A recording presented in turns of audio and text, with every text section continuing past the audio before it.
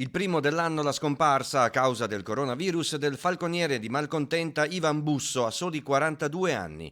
Il 15 gennaio era mancata la madre di Ivan, la signora Gina Smerghetto di 65 anni, sempre per il Covid. Poteva bastare. Invece, nella notte tra lunedì 18 e martedì 19 gennaio è deceduto all'ospedale dell'Angelo, sempre a causa del virus, Gianni Busso, 72 anni, papà di Ivan e marito di Gina. Ognuno di loro dopo alcune settimane di ricovero in ospedale.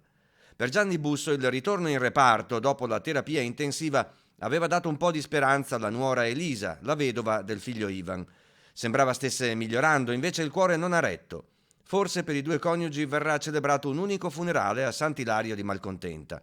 Una vicenda familiare davvero unica e incredibile, dove per fortuna spicca l'aiuto concreto della comunità di Malcontenta ai familiari delle 3 vittime consanguinee, in particolare alla moglie di Ivan e alla loro bambina di solo 2 anni.